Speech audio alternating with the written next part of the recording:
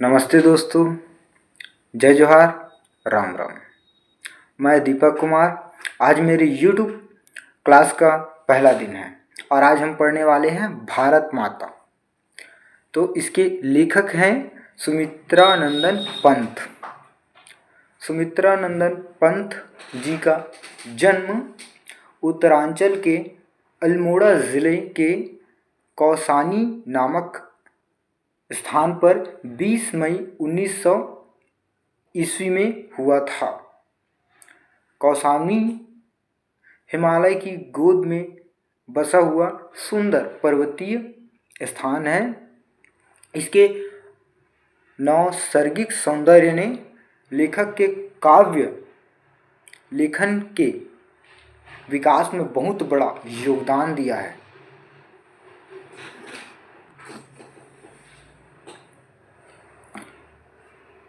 सुमित्रा नंदन पंत जी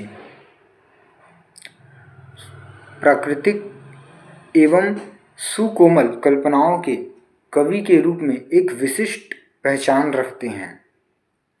वे छायावाद के आधार स्तंभ कवियों में से एक हैं। उनकी काव्य यात्रा छायावाद से प्रगतिवाद तक की थी।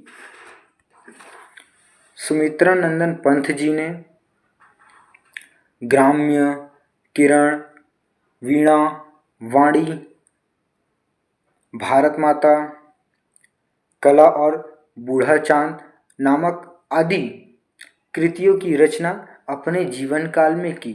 उनका निधन 1977 में हुआ। पंत जी की सुप्रसिद्ध कविता भारत माता है। इसमें उन्होंने भारत माता की झांकी प्रस्तुत की है। उनके अनुसार भारत माता ग्रामवासिनी है। खेतों की श्यामलता गंगा जमुना यमुना के जल के रूप में उनकी झांकी की रूपरेखा ली जा सकती है। देश की दुर्दशा से भारत माता उदास है। सर्वत्र व्याप्त गरीबी, भूखमरी, उदासी, बेरोजगारी, अशिक्षा आदि को देखकर भारत माता चिंतित है। उनके मन में उन्हें देखकर ऐसा लगता है मानो वे रो रही हैं, वे रोदन कर रही हैं। 1940 में लिखी गई इस कविता भारत माता को देखने से यह पता चलता है कि उस समय से लेकर अब तक काफ़ी परिवर्तन हुआ है, परंतु अभी भी देश की स्थिति को देखने से यह पता चलता है, यह लगता है कि भारत माता के मुख में वह दीप्त अभी भी दिखाई नहीं दे रहा है। ऐसा प्रतीत होता है मानो भारत माता को राहु ने ग्रास बना लिया है। आधुनिक युगीन छायावादी कवि सुमित्रा नंदन पंत जी भारत माता कविता के माध्यम से देश में व्याप्त अंग्रेजों की पराधीनता को प्रस्तुत करते हुए इस देश के नागरिकों की दयनीय स्थिति को, भारत माता के बेटों की दयनीय स्थिति को अपने कविता में प्रस्तुत किया है। साथ ही भारत माता की मातृत्व शक्ति को भी अभिचित्रित करने का लेखक ने प्रयास किया है।